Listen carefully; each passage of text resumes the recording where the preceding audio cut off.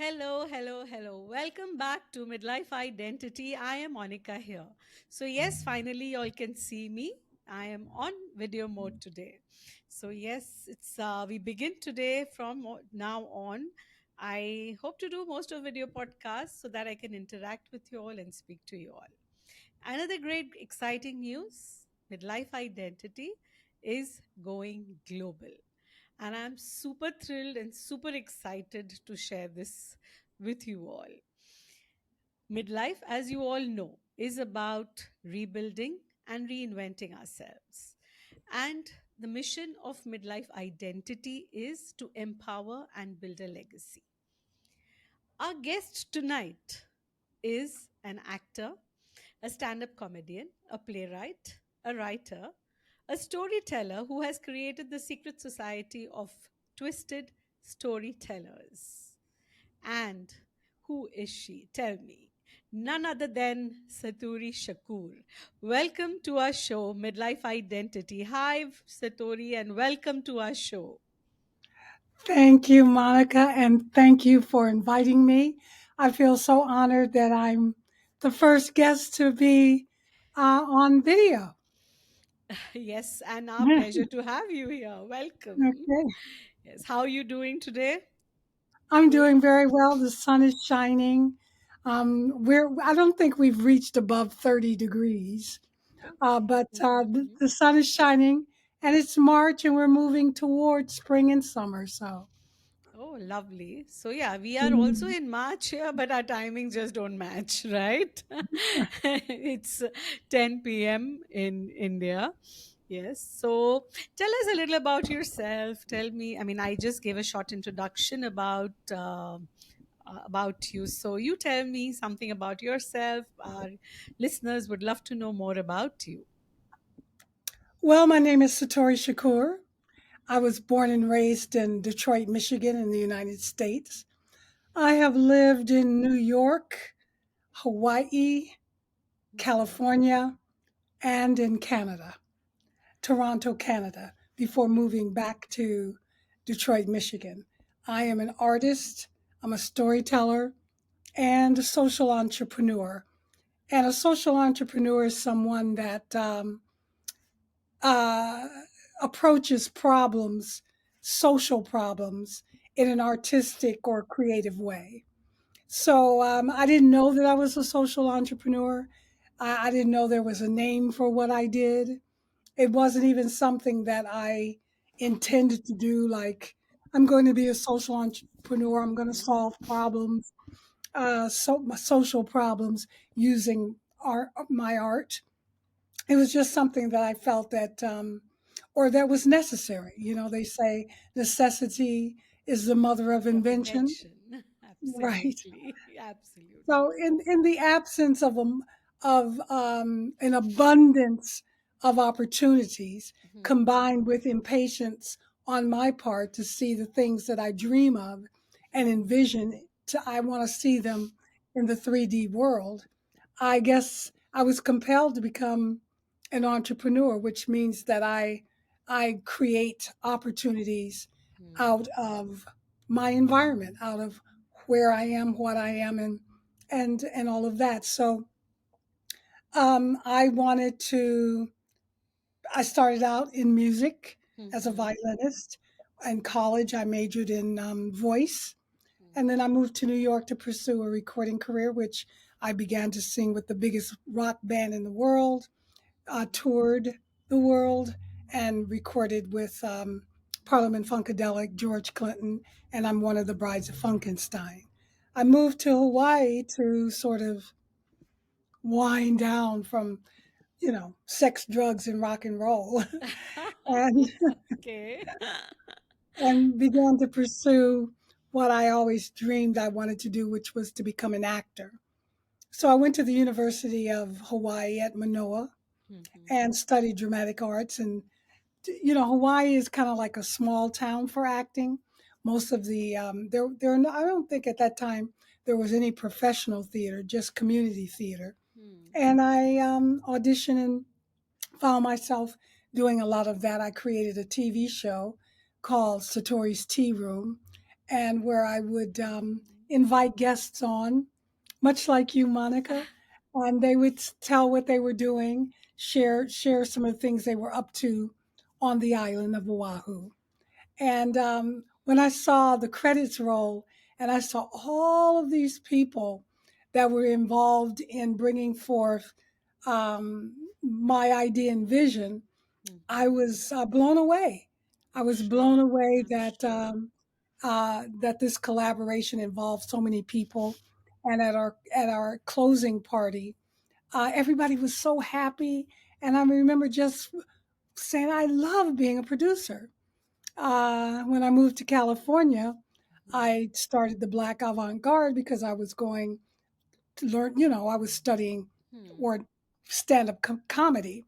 And I was going around to poetry readings anywhere there was an open mic to practice my craft. And I would see so many fantastic poets and artists. And I wondered, why don't I know them? So I began to approach these people, and by the time I collected everybody, there were 30 of us. Wow. And so we were all gathered together Mhm. during the riots, the Mhm. Rodney King riots in Los Mhm. Angeles, Mhm. and were invited to participate in contributing to a magazine called Highways. Mhm. And we did recordings, we did visual art, we did performance art, we did installations, we appeared on radio, we did live theater just to speak out. And when I moved to Toronto, I wanted to produce a play that I completely fell in love with. And as I approached the multitude of theaters in Toronto, their mandate said, well, we can't do your play because of this, or because of that, or because of this, or because of that. And when I did my research, I saw that they would hire one black actor for one Mhm. show per season, and they were getting all of these grants for diversity. And not that that bothered me. What bothered me was that I couldn't do my play, the play that I just wanted to do. So I thought it would be easier to start a theater company than to go around begging to do my one play. So I became the catalyst and a founding member of what now is known as Obsidian Theater Company in Toronto. It's now been in existence for 25 years. Wow. It's the most diverse theater company in the country of Canada, and it has grown from a Multifold. wee idea to programs that develop actors, writers, they produce plays. And what I love so much is that I meet people and or meet people who are actors or directors or artistic directors for the theater. And I tell them, oh, I'm one of the founding members. And they go, oh, you are? So it's kind of nice to I disappear mean, and be in the presence of something that you helped to create. So being and then coming back to Detroit mhm. after I lost my mother and my son, after 6 years of crawling back from hell, I noticed that I wanted to live. That there was this desire to continue to live because I didn't think that after I lost them within 9 months of each other that I had any will. And I Yes. noticed Detroit, having come back from emergency management, water shut off, Flint water crisis, and people moving out of the city, low, hardly any tax base, just a devastating situation to our city. I noticed it was beginning to come back to life.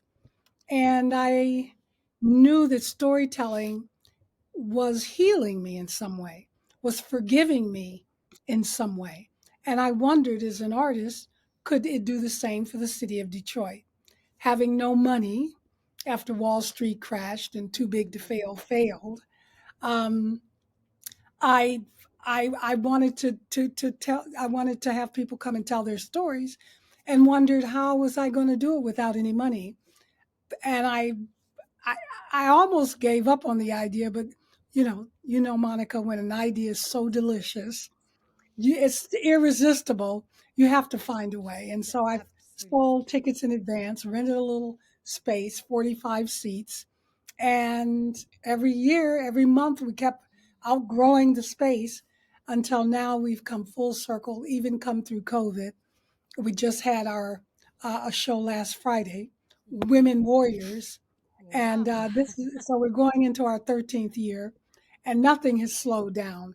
In fact, Beautiful. people want to tell their stories now more than ever, particularly now that they know what it looks like and the results of what storytelling can do, because it is the most effective delivery system of information and ideas. It's a communication tool, and Mhm.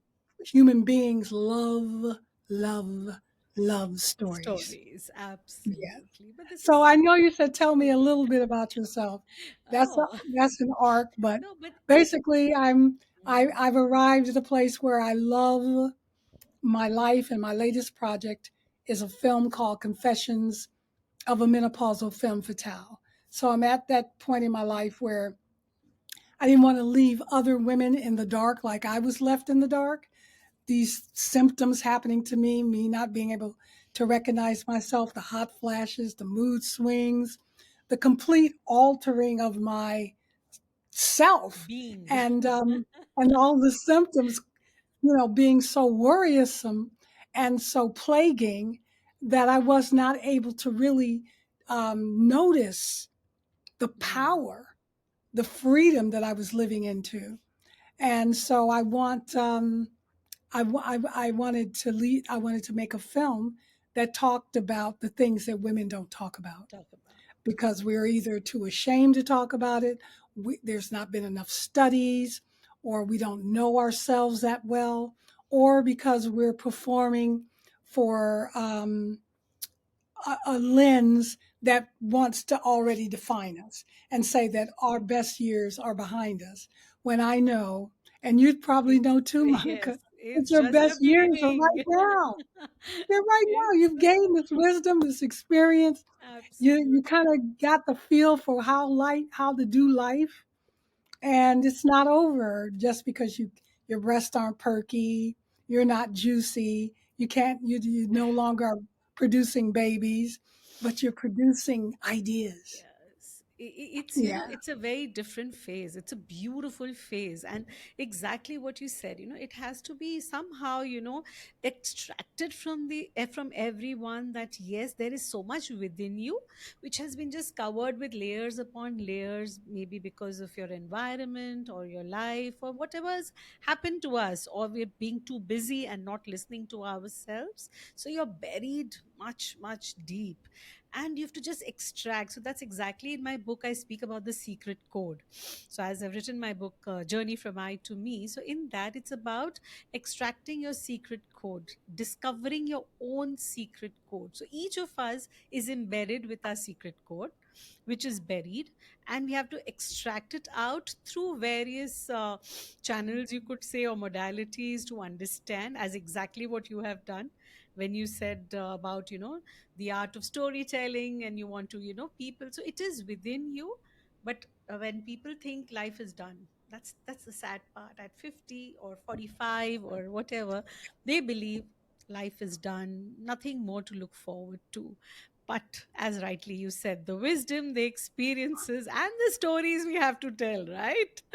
Right, right, Yeah, so right. yeah, so tell me about, how did you get into these stories, or does it come just from within? It's the secret code, or it is you've developed over time? What happened? How into stories or storytelling?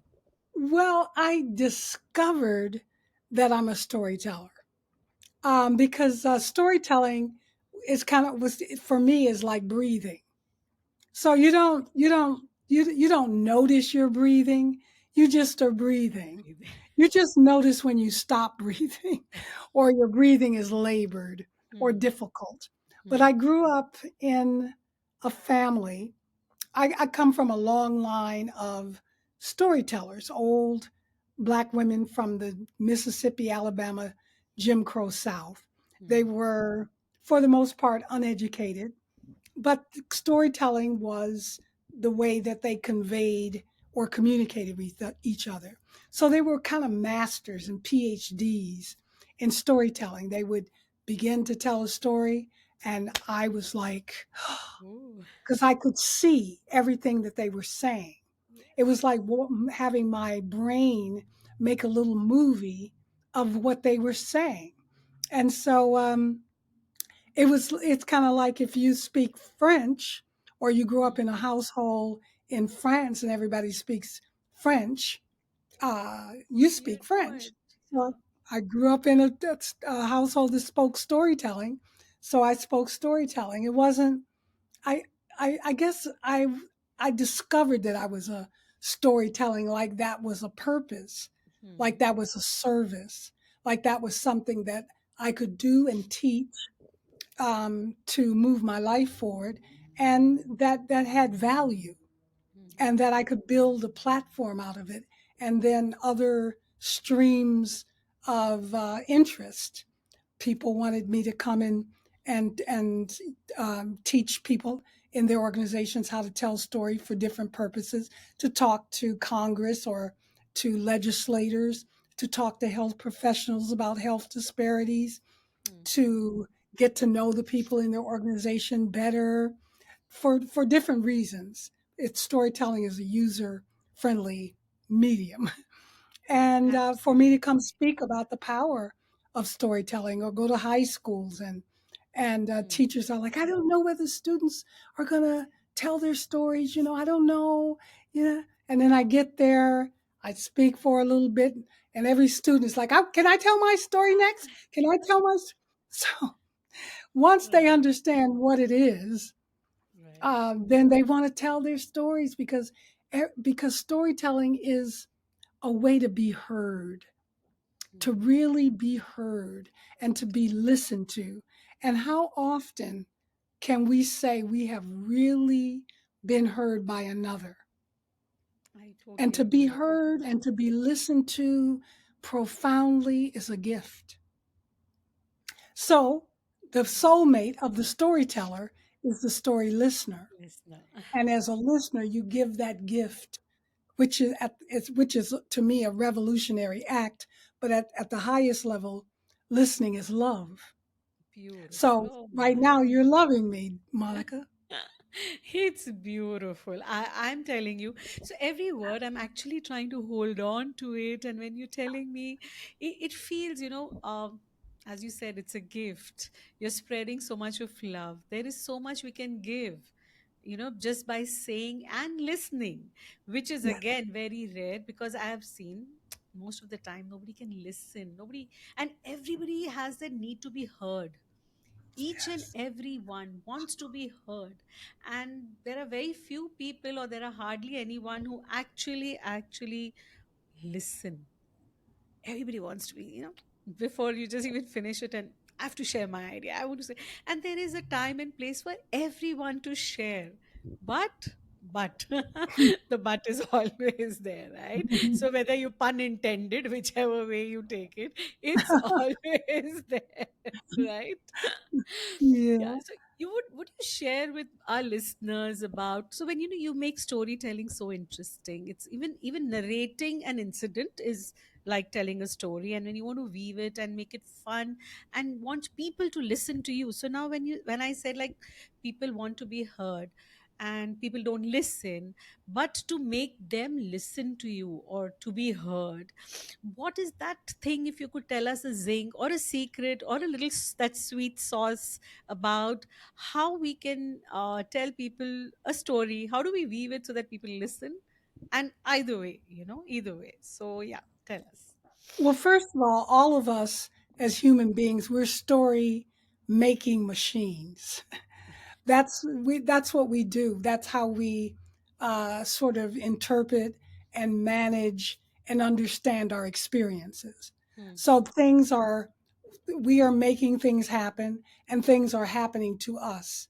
But without a way to understand it, a Hmm. thread or a story, they're just things happening to us with Yeah. no real way to organize it, to understand and to move and grow.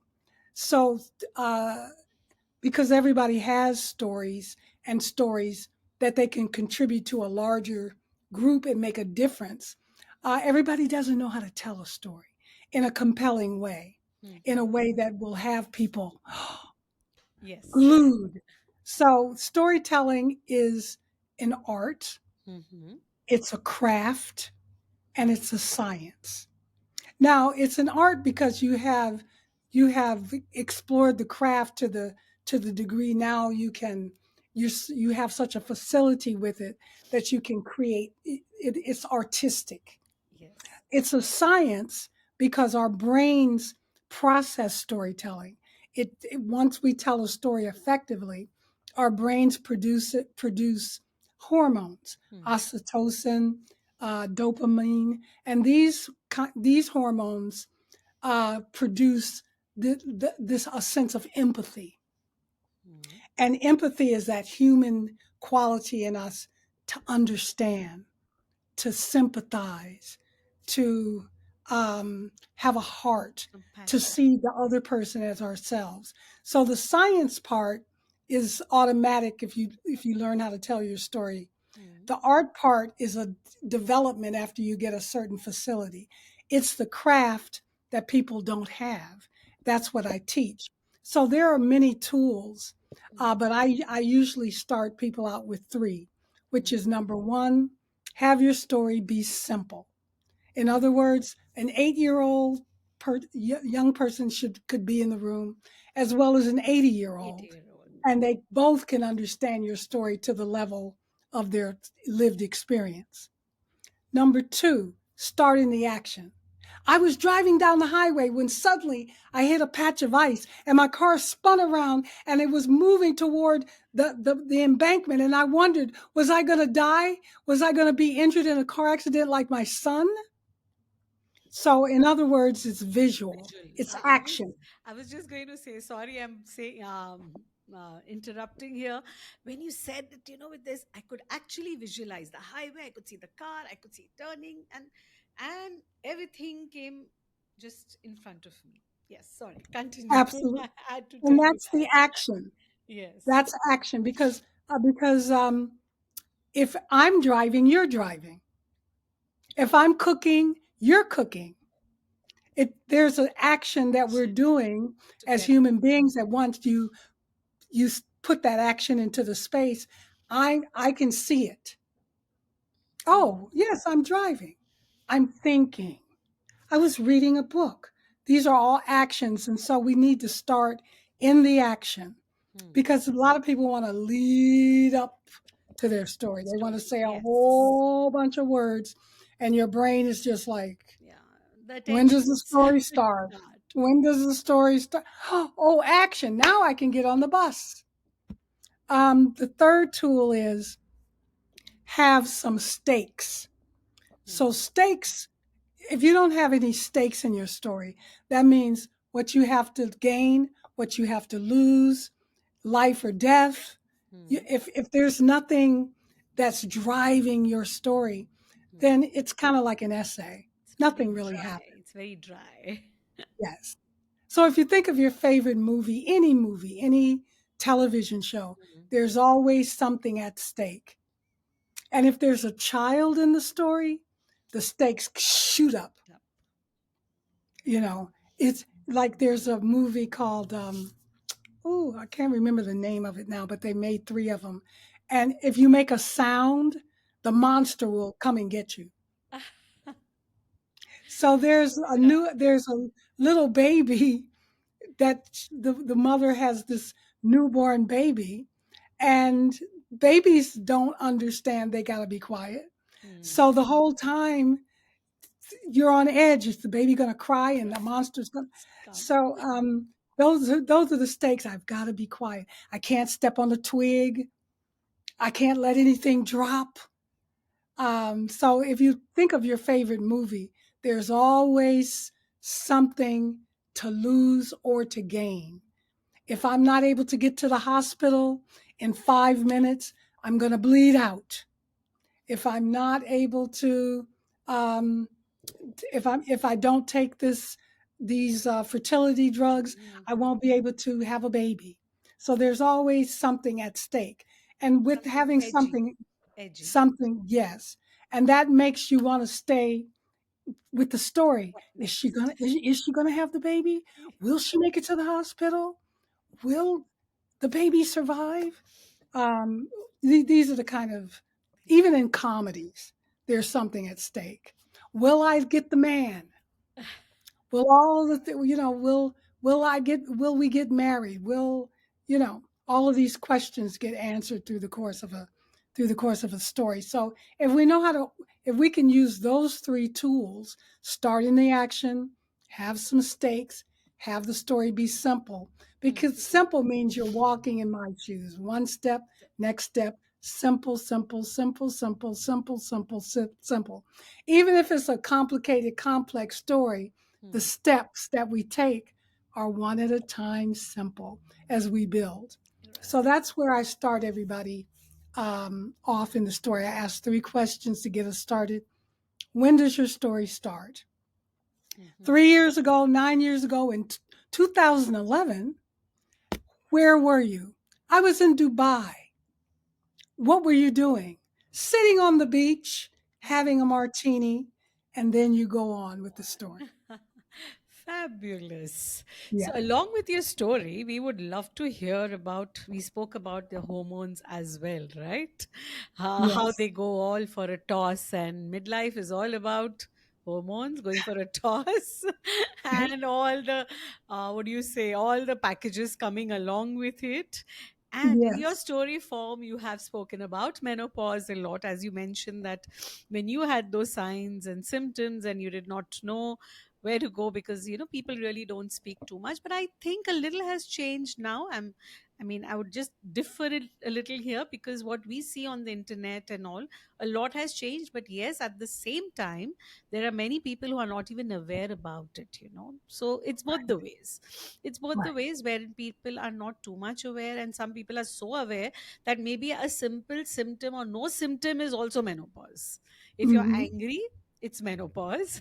If you are depressed, it's menopause. Maybe it's not even connected to it, but too much of overload information also builds that everything is related. So there's always this joke when we as a couple, any couples would have a fight. Please let it go. I'm in menopause. It's fine. So I mean, Or menopause babies, oops babies. yes. So I mean, this is something which is everywhere, and Yes. suddenly I see menopause is, I don't know, what do you say, underrated or overrated? Let's get it from you. Is it menopause underrated or overrated? Overrated, yes. No, no. I Okay. think it's underrated because think about it. Hmm. I think the 20th century was probably the first time women lived to be 50. Hmm. They didn't live that long. Maybe such, maybe royalty lived that long, but there weren't huge groups of women living that long. Work was hard, diseases, we didn't have the medical kind of remedies. So women didn't even reach the stage of menopause to even know that this was waiting for them had they lived. Hmm. So 20th century is when women started to live longer, and now we're in the 21st century where not only are women living longer, they're living with knowledge. So we Yes. know how to take care of ourselves. We know what kind of food to eat. We know that we should get our rest. There are medical remedies. We don't have to be old at Right. 50, 60 years old. And so we're now encountering what is known as menopause. So I think it's been underrated because the medical community has not even didn't even start to study menopause until 1993. So think of it. There has not even been that much research done, and every woman is different. So Yes. my symptoms may be completely different from your symptoms. Like talked to a lot of women. Oh, I didn't have any of these symptoms. I had no hot flashes. I had no. And she says, and then she went on to talk and said that she was taking care of her husband. He had Hmm. a health issue, and that she hadn't had any sleep for 3 years. I said, that's menopause. Menopause. Okay. Yeah. Oh, so we don't know enough about it. to even become aware that that's what's happening That to is us, exactly true. and neither has have doctors. So when you go to the doctor with symptoms, Hmm. they are often misdiagnose you Hmm. and then give you remedies that don't address what it really is. And there have been a lot of horror stories about misdiagnosis. So we're just now raising our voices as women, because now the largest demographic of women in the United States are women in some stage of menopause. Hmm. So Right. we're talking about women 45 and over. Oh. And you talking if you're talking about a woman who's 45 and over, you're Hmm. talking about CEOs. You're talking about grandmothers. You're talking about presidential candidates. You're talking about governors. You're Hmm. talking about some of the most powerful women to have walked the planet. You're talking about some of the wealthiest women who have walked the planet, knowledgeable, educated women. And they want to know, they're demanding that we address this issue because it's affecting the quality of our lives. Lives, absolutely. It's affecting our health. And we want to continue to live healthy, active Hmm. lives, and we want to deal with these symptoms so that we can get to what the gift of menopause really is, which is freedom and power and full self-expression. That's beautiful. Can you just repeat it? Gift of I, menopause is freedom, you self. know what? I cannot repeat it because you asked me a question that gives me the permission to create an answer. So I don't know. I'm going to say, I know. I mean, I loved it. You said, the gift of freedom, self expression, and power. It's actually so beautiful. If you go to see, really, because menopause, when we just started with our conversation, it was like menopause people feel when you're 50, 55. Of course, today, as the times have changed, we're living longer, lifestyles, information, knowledge, self care, all of that has become priority somewhere. But yes, again, same at the same time, people, they feel we've done it all, we've lived our lives, it's enough, it's yeah, enough, I've done my duties. And when you said about storytelling into this, about the healing part, so because when you carry so much of baggage and luggage of your life, rather than hmm, healing, you hmm, carry that luggage and you feel you've done it all and you've done enough and there's no spark to live. And that spark which comes out from inside, the gift that we have to discover. So all of that is again because of menopause, I think, without knowing about menopause in deep understanding the different symptoms probably, or various other aspects of it, do not let you grow into freedom, self expression, and power. I love yeah, this. I'm going to stay by yeah. it. I think it should be a rite of passage. I think it Yes, should be a grand celebration. Like, yes, oh my God, I've arrived at that moment. I can claim these gifts. yes.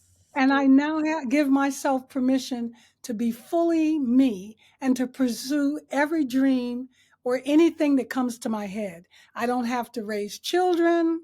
I don't have to raise a husband. I don't have to be bothered with all these other things. With I can say what's on dignities. my mind. I Yes. can tell the truth. I don't have to, you know, Yeah, be anything just other than be who I really yourself. am. Yeah, just be Yes, yourself. And yes, that's the beauty of being at that stage of life where you have the power to be yourself. And so you yes, have to just learn to shed that baggage, just to enjoy and learn better with your wisdom and experiences. I think we are much different people than what we were when we were much, much younger. That's what excited me to bring up midlife identity as a podcast. So it's almost now, I think, almost 3 years in June for me to have midlife identity on air. It always excited me to say, tell people that you have the time now, just rebuild yourself, reinvent yourself. Just go yeah. for it. Just go for Well, it. thank you for inventing it. Thank you. Thank you for that. Oh Yes. my, yes. It is something that I do with a lot of passion and I enjoy every minute. I'm just having this conversation with you and I'm enjoying. I'm happy. I'm in a very happy space. I could say that. Yes. Yes. Yeah. So yeah, so you tell us more about the fun part and the satire and the comedy all about menopause. Tell us. Well, do you remember when we were younger and people would say, go, just be yourself. And I would go, well, what's that? I mean, what is myself? And then now I know. Myself is not having to think about how to manage me to Hmm. be something other than, oh, I don't have to go, oh, don't talk too loud. Um, I don't have to manage me. Yes. I can just be and trust that everything that I'm being is is manageable. It's already managed. Hmm. Um, the fun part is that we never really stop dreaming. Hmm. I mean, sometimes people have suppressed themselves or resigned themselves to this. My life is over. I'm going into retirement and I'm going to travel and I'm going to, spend more time with my family. All of the predictable things you were going to do anyway. Hmm. And they forget that, oh, I remember when I was younger, I always wanted to paint or Yes. or I wanted to write a book or Oh, we're create as women. That's what we do. We're creative people. absolutely. And so we suppress that part of us because we've been assigned socially a role in society. Hmm. In society, you become a mother, become a wife, become a worker, and so these are the things that are. This is what you're supposed to do. So Hmm. everything, all of these creative things are on hold. Hmm. And sometimes we forget they are on hold and we think we've exhausted our what we're supposed to do. And now we Exactly. just sort of sit in our rocking chairs and wait for that day when we stop breathing. But if we can reconnect with our creativity, then we start to want to solve problems. We start to create midlife at 40, Good. the kinds of things and then you giggling, you're laughing, you're having fun. And I, for me, fun, there was a record called Fun Will Run and Play. Okay. So we get to play now. We get to Yes. dream. We get to realize the dreams. We have the experience. We have a system of support of other women and men who can help us put our dreams on the road. Other people can participate in our dreams. I love collaborating. I find Hmm. collaborating one of the most wonderful gifts is because you have an idea, someone else has an idea, and you all pull together Together to and make that idea happen, and you all get to celebrate it, you know? absolutely. Beautiful. Yeah, Yes. I mean, that is how it is. And you can just go on taking one step ahead, one step ahead. Because if you Hmm. can contain the idea, how much can you execute it? And the more the merrier. You can make it larger than life. And yeah, and you have more people into it and celebrating together. And it's party Yeah. time all the time. Yes. Keeps you active. And even though as we grow older, we start to run into more health issues and challenges, Hmm. but we can address those challenges without feeling depressed about our lives. Absolutely. The challenges become something to overcome so we can keep popping our ideas. I remember being diagnosed with breast cancer, or I was on the table getting a biopsy. And I remember, and it was 2 years after I had started Secret Society. So the Secret Society was like a little baby. And I'm laying there on the biopsy table as they're sticking the needle to extract cells to study. And I'm thinking, well, what if they diagnose you with breast cancer? What if you have to get a mastectomy? And then the first thing that popped into my mind was, I'm going to have to find somebody to run the secret society Twisted Storytellers. Or what if you die? I'm going to have to find somebody to continue the secret society of Twisted Storytellers.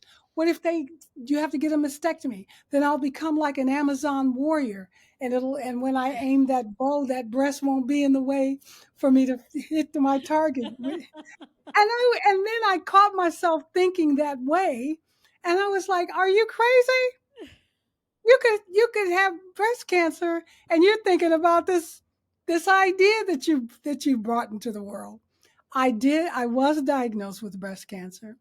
I did have a mastectomy 5 years ago, Mhm. and I would come to meetings between the chemo sessions, between the radiation. I would turn my camera off, and maybe I wouldn't at sometimes have the energy to talk, Mhm. but I was there because where else was there to be? And so I've come through these challenges that a lot of women come through. I have a story to tell out of it, and I'm still here, and I'll be here till I'm not. Wow. But what I won't stop doing is dreaming, and then putting the work to the dream, and creating and creating and creating, and having as much fun as possible, because we're only going to have these meat suits for a short period of time.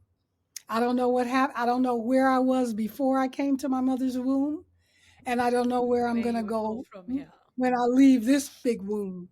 But while I'm here, I'm going to live it out. Beautiful. I'm my dear listeners, all of you, please, please, you can just take so much. The very fact it's about accepting the current, whatever it is around you, and to accept it positively and to be able to take it to the next level. You transcend yourself spiritually. So, whatever you're saying, it's so spiritual in the sense it's transcendent totally. I mean, I am feeling it. I can just I'm just absorbing it. And that's all I can say, because it has actually touched my heart. Because that fear, when you talk about your being on the biopsy table and on for the biopsy, and that fear tends to and just captures us in every form.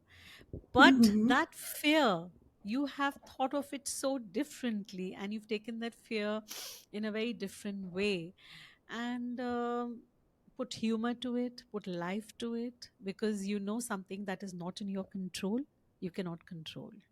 But you can have a very good positive attitude and make the most of whatever time you have. And that's all transcendental, totally transcendental, and it's beautiful. Our listeners, please just hold on to these thoughts and learn. That is the idea. What about midlife identity is all about this, about learning about these beautiful moments. I'm actually very, overwhelmed in a way that I cannot speak, because I'm just absorbing all that you have said. It needs a lot of courage. It is not easy, for you said it very simply, but it takes a lot. It takes a lot. We are scared of losing our families. We don't know what will happen to us, or when we die, what will happen. And the biggest thing is that yes, death is inevitable, which we don't speak about again.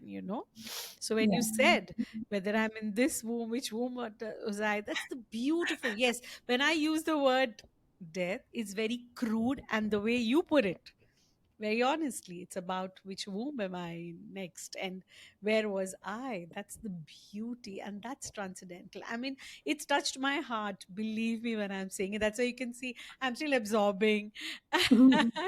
I'm just trying to catch my words, like, okay, because whatever you said and shared is very powerful, and whatever words I add to it do not do justice to it at all. It's something that you have to feel, and I'm sure all our listeners would be feeling that.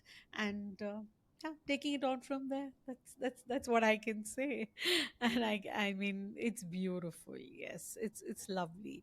So but then the mind, so you have to train your mind to think that way. Okay, so if some situation has come in, train yourself to be accept it, make it fun. And yeah, I think we have to just train ourselves, which is again not very easy, but yeah, we can do it at this stage of our life. I think we can do it, right? It's one day at a time. Like when people think of the word cancer, they think of death sentence, and Yes. it's not. It's a one day at a time. Oh, you have cancer. The shock of it. Yes. And then what are the treatment? What's the treatment? Well, you got to come in and you got to do that. You come in and you do that. And then you go and you do that. And then you do that. And then 2 years later you do that. And then you do this. And it's one day at a time, Time. one day at a time. And then you look back and it's 5 years later and you're still functioning, you're still creating, you're still meeting people. And I really have to say that I really appreciate you. I thank you. I honor you for this platform. And not only that, for the quality of your listening, because none of the things that I am sharing today with you had Mhm. I did I expect to share. Of course, I knew I wanted to talk about my film, but everything else is because of the generosity that you're providing me with the way you're listening. And I just want, I want your listeners and your viewers to know, as a person who's appearing on your podcast, what my experience is in being with you. Thank you. Thank you. Thank you so much. It Yeah. means a lot. Thank you. I'm touched, and yeah, thank you.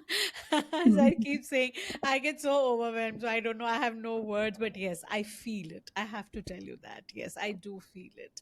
It Yeah. is, so the very purpose is that all that what you shared, it is people have to learn from that. That's what this platform is all about. I'm learning so much. It's about, the fun element. So when you get a little dowdy, I'm going to only think of you and get into that fun mode.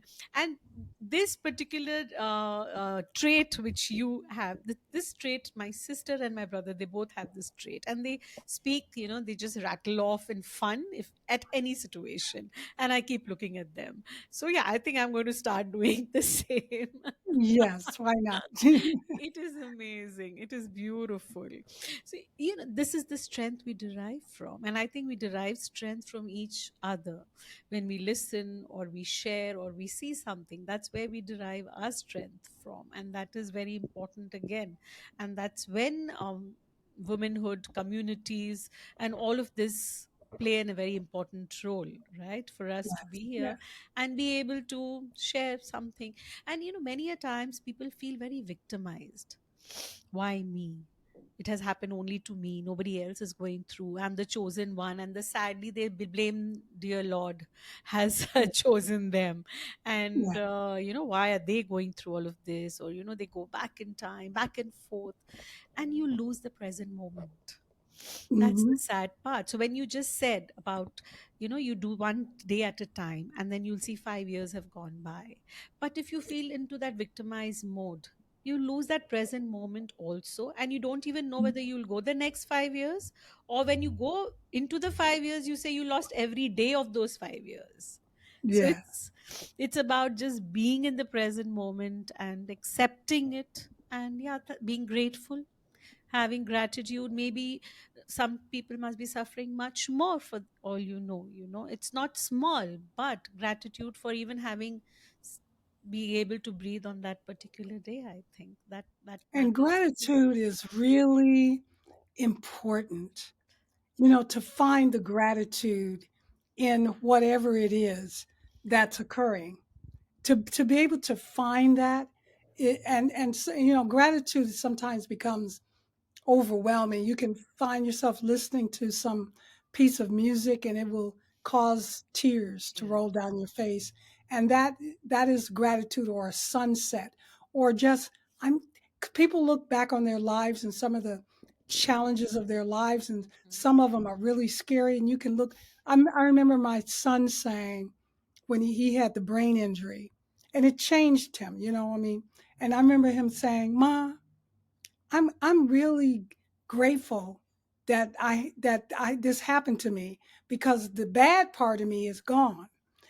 There was no bad part of him, but there was anger, teenage anger, and he didn't have that anymore. So to be able to find that in the most negative, or what we call negative Oh, peace of circumstances, is to mind. transform yourself, your spirit, and the circumstances, as you say, Yeah. shifted from victimhood to victor. Yes. And all of that is available in gratitude. Absolutely. I mean, it is amazing. So that's exactly. So when we speak about midlife, menopause, storytelling, putting all of this together, it is about challenges. Circumstances are always a part of our life. At some Yep. stage or the other, all of us go through different kind of challenges. Something or the other comes up. Yep.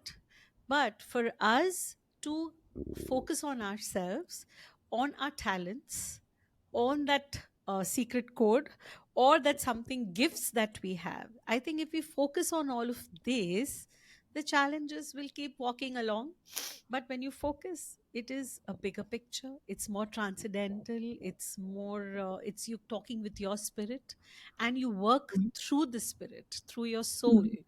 You are working with the society, for the society, having an impact. We can do so much and co-create, and just live a beautiful life, then be it menopause or be it any other challenge that we face. So yeah, Yeah. aging cannot be as what do you say, a punishment. Aging and menopause and taking life forward can be fun, and I'm Yeah. sure who else better than you can tell us about all the fun that we can have Yeah. and which we just had with the lovely words you have shared with us. I'm sure the listeners would have enjoyed today's podcast with everything that you had to share, with your positivity, with your learnings, with your storytelling, and accepting. And you have shared the challenges that you have faced in life, and which is not small, which is not easy. You've been brave, courageous, and gone through it all, but you've had the grace, I think, with you, that you have just, I mean, again, I'm overwhelmed with all that you have told me that I am just holding on to my words. Yeah, it's about how you have given it a nice twist. Okay, let's make it lighter. Lovely twist you have given to it, and how we could just face it and have fun. It's just about the twisted. It's called The Secret. Sorry, just Society of twisted see, storytellers. yes. And So we can give twisted it means human. twist. Yes. So just give it a twist, and there we go. We can just have That's fun right. all the time, right? And what would Yeah. be the just a message or something that you would like to give our listeners before we round up our today's podcast? Yeah. The message is that we are all human beings, meaning that we are vulnerable. And so if we're vulnerable, allow ourselves to be vulnerable. Allow the challenges that you are going to face in life, no matter how harrowing they are, allow them to grow you, transform you, strengthen you, make you a more courageous person. And more than that, tell your story. Tell your story to your families, to your friends, to big audiences and small. But tell your stories, because if you don't tell your own story, what you're holding back from the world is a contribution, the benefit of your lived experience. And also you can heal from telling your story, and other people can access their own healing through your stories. So that's what I say: tell your story to at least one person. Yeah, Yeah, I mean, with yeah, it shouldn't. intention. Yes, it shouldn't go along with you untouched and nobody knows about it. At Right. least it should be passed on to someone. It's like leaving a legacy, right? Yes. So Yes. exactly. I think what you're saying is that when you share your story, someone or whoever or the world, they know about your it's not about it's just talking about your struggles or something. It's about just impacting. Yes, absolutely, we can all live through it. Yes. And yeah, challenges will always be a part of our life, so just move on. Move Yes. forward with positive thinking, and the positive attitude. And when you said about, you were just thinking about your the secret society which you have formed of the twisted sorry, I'm Storytellers. telling of the yes. So forgive me for that. So it Oh, is about, your thought was there, who it was like your baby, who's going to take care of it, what is going to happen. So it's about leaving a legacy. That is what it is. Just leave a mhm. legacy which can be taken forward, and everybody and every generation is going to learn from it. Yes. And it was an insightful, wonderful conversation with you. And Thank we've you had, so much for having me. I'm telling you, I've just enjoyed every minute having, and I think we can just go on and on. If we have another 2 hours of conversation, also would be less, because if once we touch upon every topic, or any topic, and we can just keep at it. And Yeah. I'm sure the listeners would have gotten a lot from you, and they can just tune into your website, and learn how to tell a story, learn more, take life positively.